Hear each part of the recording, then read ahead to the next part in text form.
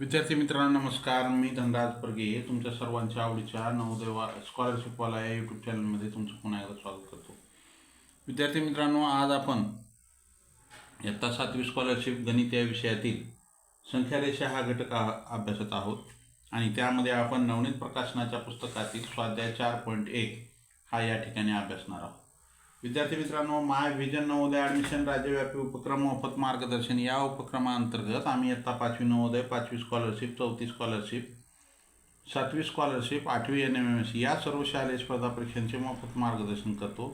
ज्यांना या मोफत मार्गदर्शनाचा लाभ घ्यायचा असेल त्यांनी स्क्रीनवर दिसत असलेल्या 7588 54 63 08 हा माझा व्हॉट्सअप क्रमांक आहे. यावरती मेसेज करा. त्यामध्ये तुमचं नाव आणि तुमचा वर्ग एवढी माहिती द्या. मी तुम्हाला त्या ठिकाणी त्या वर्गाच्या ग्रुपची लिंक देईन. त्या लिंकद्वारे ग्रुपमध्ये जॉईन व्हावं. दररोज चला होता शिका करत चला.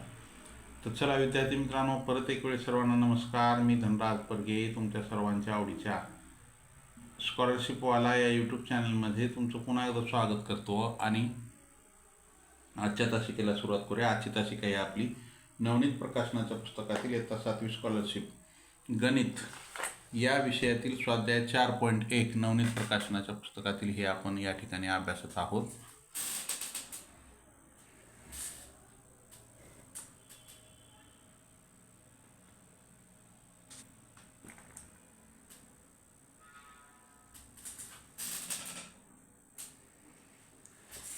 त्यातील पहिला प्रश्न काय आहे आपल्यासाठी? संख्या रेषेवर यम बिंदूचा निर्देशक 2/3 आहे.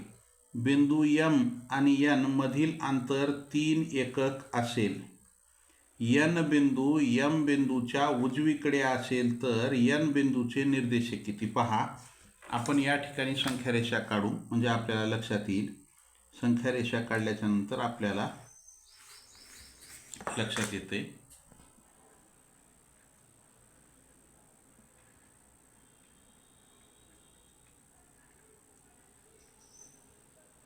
हे 0 काय म्हणतंय? यम बिंदूचा निर्देशक 2/3 आहे. हा यम बिंदू आहे. हा का आहे? यम आहे. ह्याचा निर्देशक किती आहे? 2/3 आहे. पुढं काय म्हणतंय? बिंदू यम व एन हे एन एक बिंदू आहे. एन मधील अंतर 3 एकक आहे. एन बिंदू यमच्या बाजूच्या यम बिंदूच्या उजवीकडे आहे. यम हो का, ही उजवी बाजू आणि ही डावी बाजू. ते एन कुणीकडे आहे म्हणते? उजवीकडे. म्हणजे इथं एन आहे. इथं काय आहे? एन आहे. बरोबर आहे.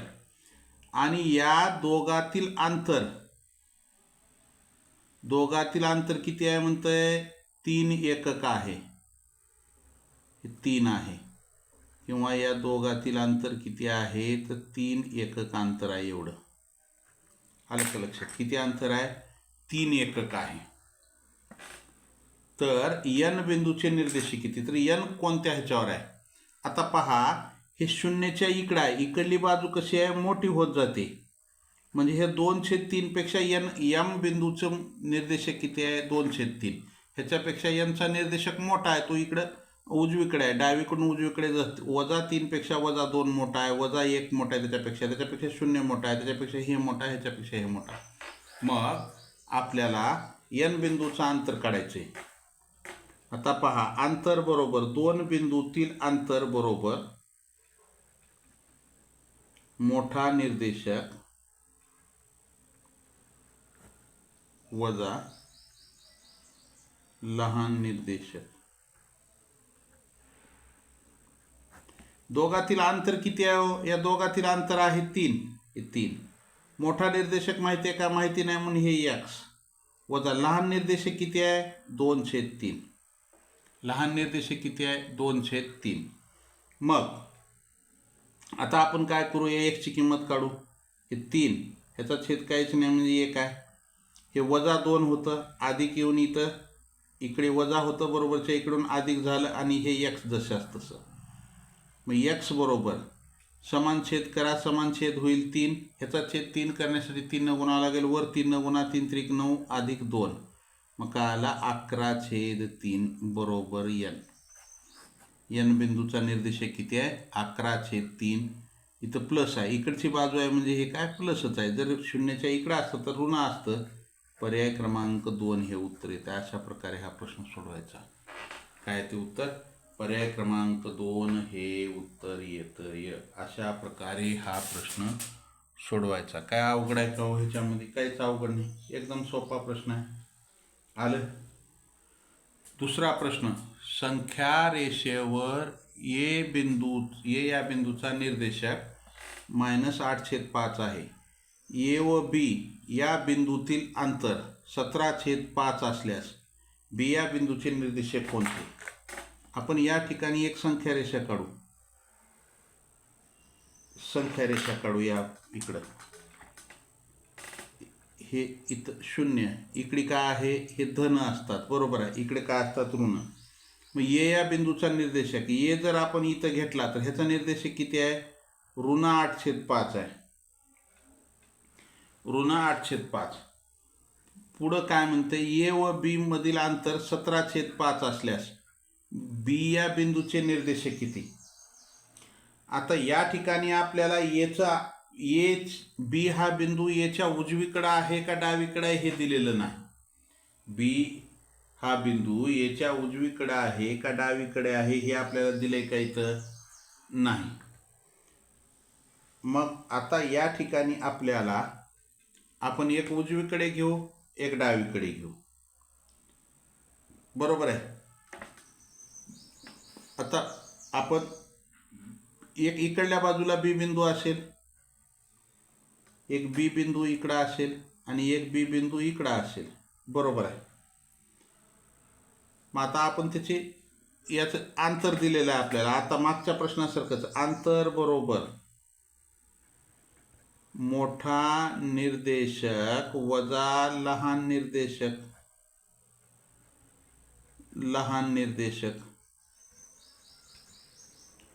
मग आता दोन्हीचं अंतर दिलेलं आहे आपल्याला. किती दिलेलं आहे? दोन्हीतील अंतर 17/5.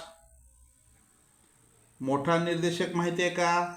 तर कोणता? इकडे जर असेल तर हा बी लहान असेल, इकडे असेल तर बी मोठा असेल, बरोबर आहे का? मग आता आपल्याला माहिती आहे का? माहिती नाही. मग अगोदर इकडली बाजू घेऊ आपण. हा मोठा निर्देशक बी वजा याची व्हॅल्यू घ्या, वजा 8/5. 8/5 आपण इकडला घेऊ सध्या. हे 17/5 बरोबर बी. इथं वजा आणि हे वजा, अधिक 8/5. काय झालं? हे 8/5.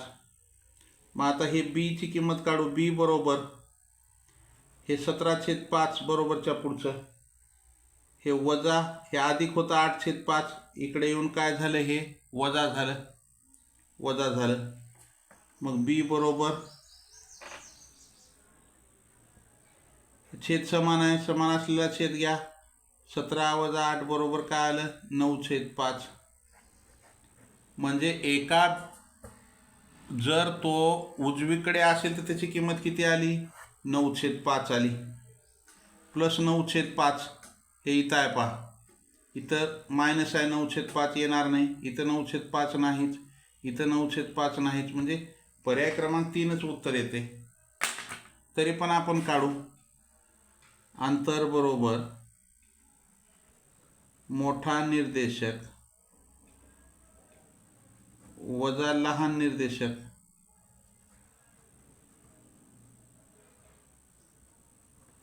आता या ठिकाणी आपण काय करू? अंतर किती दिले? 17/5. मोठा निर्देशक. आता हा जर निर्देशक आपला इकडल्या बाजूला असेल, हे जर इकडल्या बाजूला असेल तर तो काय असेल?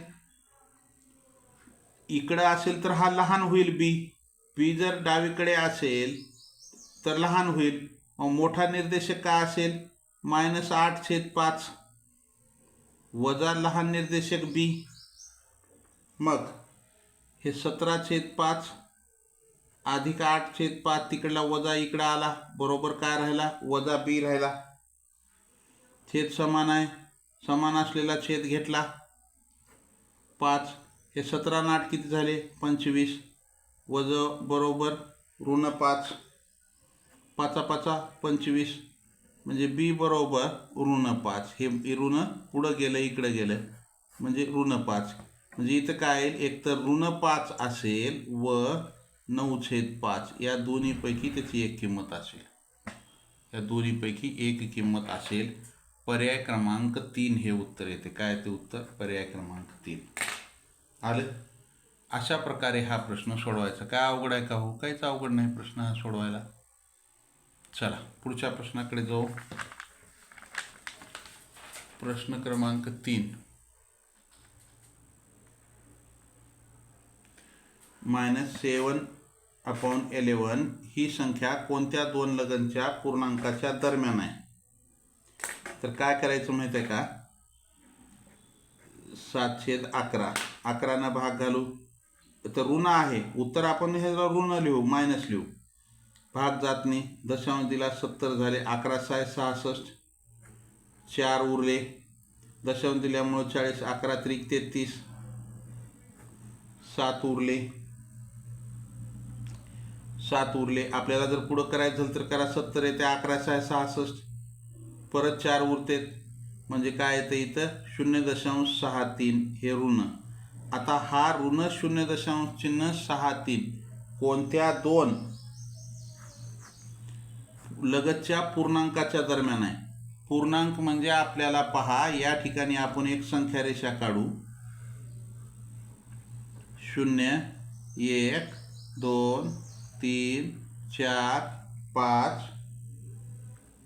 हे ऋण 1 ऋण 2 ऋण 3 ऋण 4 ऋण 5.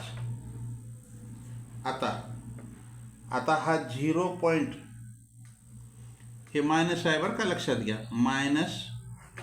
-0.63. आता हे कुणाच्या मध्ये येईल? हे इकडल्या बाजूला येईल का? येणार नाही. तो काय असेल? मायनस इकडल्या बाजूला येईल. मग कुठं आहे तो? कुठं राहणार? हा 0पेक्षा मोठा आहे. या 0पेक्षा मोठा आहे आणि ह्याच्यापेक्षा लहान आहे. म्हणजे इथं असणार आहे. या दोन्हीच्या मध्ये असणार आहे तो. 0 ते -1च्या दरम्यान तो असणार आहे. 0 व -1 पर्याय क्रमांक 1 हे उत्तर येते. काय ते उत्तर? या दोघांच्या दरम्यान आहे तो. आलं. ज्यांचं आलंय त्यांचं अभिनंदन. ज्यांचं चुकलंय त्यांनी लिहून घेत चला. चला लाईक करा. नवीन असाल जरूर सबस्क्राईब करा. सबस्क्राईबच्या बाजूला बेल आयकॉनचं बटन आहे, त्याला प्रेस करा. म्हणजे इथून पुढचे येणारे व्हिडिओ असतील किंवा लाईव्ह नोटिफिकेशन सर्वात अगोदर तुम्हाला मिळेल. चला पुढच्या प्रश्नाकडे जायचे. प्रश्न क्रमांक 4. प्रश्न क्रमांक 4 का आहे? प्रश्न क्रमांक 4.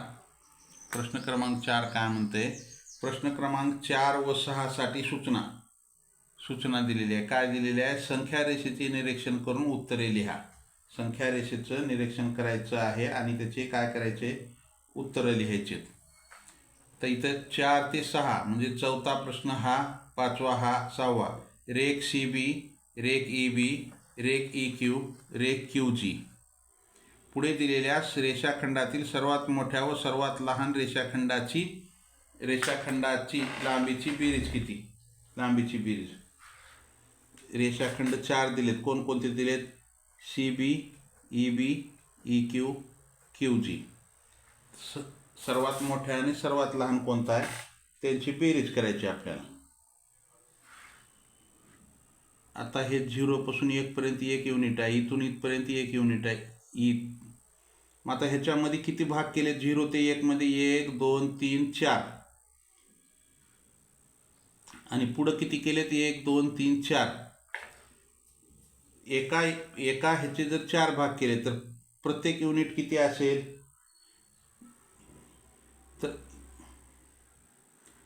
तर 1/4 असेल तो. प्रत्येक ह्याचा अंतर 1/4, ह्याचं 1/4, ह्याचं 1/4, ह्याचं 1/4.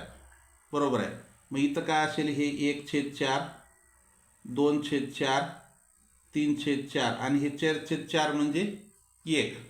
पुढं हे 5/4, 6/4, 7/4 8/4. आता हे 8/4 म्हणजे 2. आलं का लक्षात? पुढं काय आहे माझं? आता हे 1/4 म्हणजे 0.25.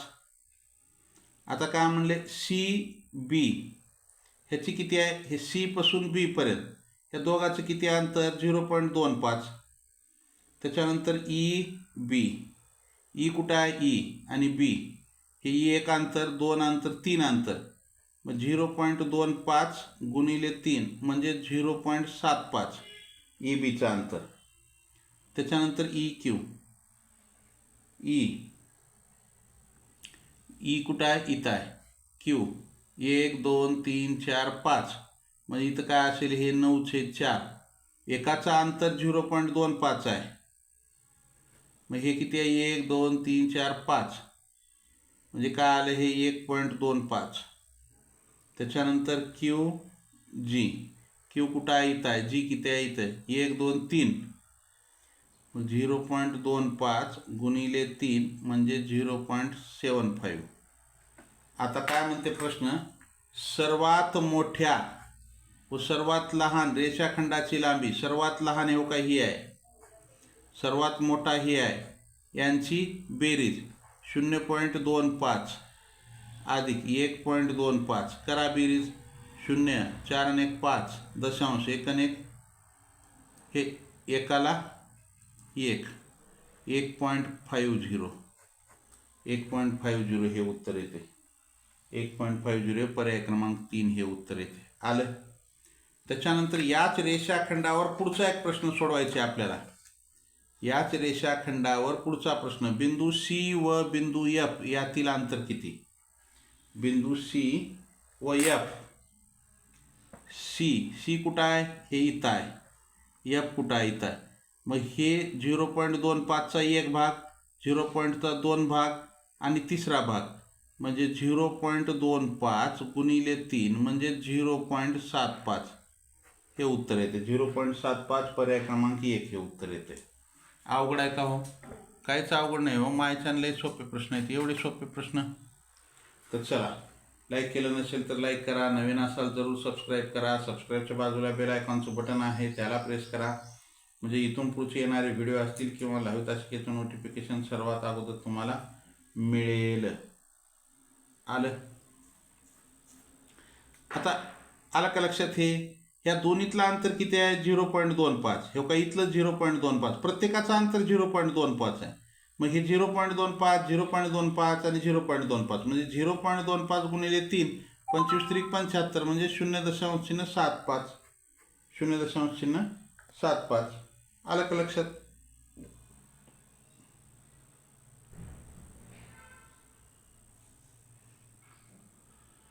पुढच्या प्रश्नाकडे जाऊ आपण. पुढचा प्रश्न आपल्यासाठी काय आहे? पुढचा प्रश्न प्रश्न क्रमांक 6. का आहे प्रश्न क्रमांक 6? या संख्या रेषेवर एपीची लांबी 2 एकक आहे. ए आणि येथे पीची लांबी 2 एकक आहे. बरोबर आहे. येथे पीची लांबी किती आहे? 2 एकक आहे. तर पहा, आपण इथं प्रश्न लेंथ ऑफ बी डी अधिक लेंथ ऑफ सी जी वजा लेंथ ऑफ एफ पी बरोबर किती? बरोबर किती? पहा, आपल्याला प्रश्न काय दिलेला आहे? ए पासून पी पर्यंतची लांबी, ए पासून पी पर्यंतची लांबी आपल्याला किती दिली आहे? 2 एकक दिले आहे. त्यावरून लेंथ ऑफ बी डी, बी ते डी हे बी 1 2 अंतर आहे म्हणजे हे 0.25 गुणिले 2 म्हणजे 0.050 हे बी डीचं आहे. अधिक length of C G. C कुठं आहे? इथं आहे. जी कुठं आहे? इथं आहे. सी ते डी पर्यंत एक भाग, हे दुसरा भाग, तिसरा भाग, चौथा भाग. मग 0.025 गुणिले 4 म्हणजे त्याचं उत्तर काय ते 100 वजा length of F P. F कुठं आहे? इथं आहे. पी कुठं आहे? इथं आहे. हे 1 भाग, 2 भाग, 3 भाग. 0.25 गुणिले 3 0.75 आलं. मग आता या ठिकाणी आपल्याला ह्याची बेरीज करा.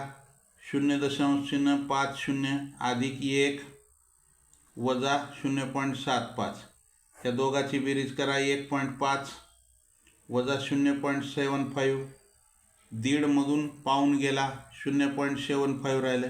0.75 म्हणजेच त्याला आपण 3/4 असं म्हणतो. मग त्याला काय म्हणतो? 3/4. एकतर अशा पद्धतीने करा किंवा तुम्हाला त्याची दुसरी पद्धत मी सांगतो. त्याची दुसरी पद्धत पहा. आपल्याला प्रश्न काय म्हणतंय? हे BD अधिक CG वजा FP. आता पहा, हे B कुठं आहे? इथं आहे B. आणि D कुठं आहे? इथं आहे. B ची काय आहे? 1/4 आहे. D ची काय किंमत आहे? 3/4. म्हणजे हे 3/4 वजा 1/4 अधिक CG. C कुठं आहे? 2/4. आणि G कुठं आहे? इथं आहे. हे 6/4 वजा 2/4 वजा FP. F कुठं आहे? 5/4. P कुठं आहे? इथं 8/8. 8/4 सॉरी 2 आहे म्हणजे 8/4 वजा 5/4. तपा छेद समान आहे. समान असलेला छेद 4 घेतला, 3मधून 1 गेले, 2 राहिले. अधिक इथं छेद समान आहे. समान असलेला छेद घेतला, 6मधून 2 गेले, 4 राहिले. वजा छेद समान आहे. समान असलेला छेद घेतला, 8मधून 3 गेले, हे 8मधून 5 गेले, 3 राहिले. मग आता काय आलं? इथं छेद समान आहे. दोघाची बेरीज करा. समान असलेला छेद घ्या, 4 आणि 2 6 वजा हे छेद ह्याचा बी समान आहे, हे लगेच इथं घ्या 3. मग 6मधून 3 गेले, 3/4. काय येईल उत्तर? 3/4. पर्याय क्रमांक 1. आलं का लक्षात? अशाही पद्धतीने हे प्रश्न आपण अपूर्णांक त्याच्या म्हणजे दशांश अपूर्णांकावरून बी सोडवू शकतो आणि आपल्या अपूर्णांकावरून हे प्रश्न सोडवू शकतो. आलं? चला पुढच्या प्रश्नाकडे जाऊ. प्रश्न क्रमांक 8. का आहे प्रश्न क्रमांक 8 पहा.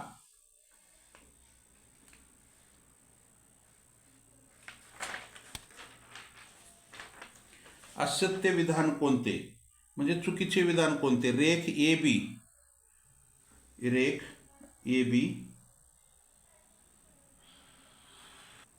आपल्याला या ठिकाणी प्रश्न 7 आणि 8 साठी सूचना दिलेल्या आहेत. संख्या रेषेचे निरीक्षण करून उत्तरे लिहा. 2 प्रश्न या एका संख्या रेषेचं आपल्याला निरीक्षण करायचं आहे आणि त्याचे आपल्याला 2 उत्तर द्यायचे. बिंदू A शी निगडीत असणारी संख्या. आता या ठिकाणी पहा, हे 0 ते 1 किती भाग केले? तो हा 1 भाग, दुसरा भाग, तिसरा 4 भाग. हे -1 ते 0 1 2 3 4. पुढं 1 2 3 4 1 2 3 4 4 भाग केले. तर मग आपण जर ह्याला असं लिहिलं तर हे काय होईल? हे 0 आहे. ह्याचं -1/1/4 -2/4 -3/4. हे 1 आलं म्हणजे -4/4 म्हणजे 1. -5/4 ह्याचं -6/4 -7/4 आणि -8/4 म्हणजे हे 2 येते. आलं का लक्षात? आणि पुढं जर पाहायला गेलं तर हे 1/4 2/4 3/4 आणि हे 4/4. मग आता हे 5/4 हे 6/4 7/4 आणि हे 8/4 म्हणजे 2. पुढं काय म्हणले आपल्याला? बिंदू A शी निगडीत असणारी. आता A कुठं आहे? इथं आहे. पण हा कुठं आहे? हा मायनस आहे. मग हे प्लस आहे, हे उत्तर येईल का? नाही. हे प्लस आहे, हे उत्तर येईल का? नाही. मग आता आपल्याला A कुठं दिला? इथं. का आहे? हे 7/4. आता इथं 7/5 7/5 आहे, येईल का ते? नाही. मग आता ह्या 7ला आपण 4 भाग घालू. 4 1 4 3 उरले. हे 1 पूर्णांक उरलेल्या अंशामध्ये आणि 4 आणि हे मायनस असल्यामुळं इथं मायनस 1.3/4 -1.3/4 पर्याय क्रमांक 2 हे उत्तर येते. काय ते उत्तर? पर्याय क्रमांक 2 हे उत्तर येतंय. आलं का लक्षात? पर्याय क्रमांक 2 हे उत्तर येते. चला पुढच्या प्रश्नाकडे जाऊ आपण. पुढचा प्रश्न आपल्यासाठी काय पाहू? पुढचा प्रश्न काय? असत्य विधान कोणते? रेख AB, रेख BC. आता आपल्याला ह्याचे वर आपण पाहिल्या संख्या रेषेमध्ये आत्ताच एका ह्याचे किती 4 भाग केले आहेत. रेख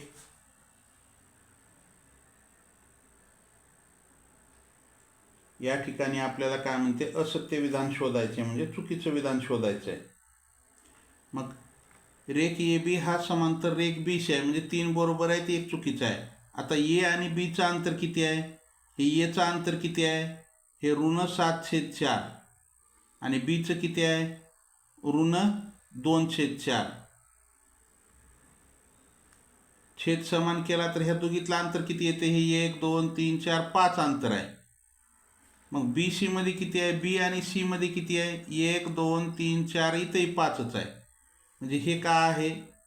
हे बरोबर आहे. म्हणजे हे उत्तर येईल का? नाही. आता BC आत्ताच पाहिलं होतं 5 उरले. CDचं अंतर किती आहे? C आणि D हे 1 2 3 4 5. ह्याचं 5च उरले. हे येईल का? नाही.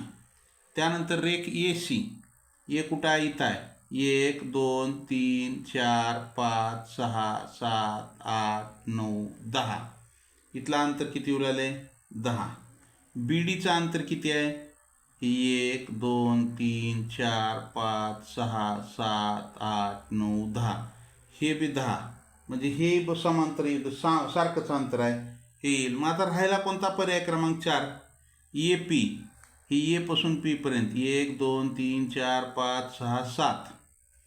PD किती आहे? P इथं आहे, D इथं आहे.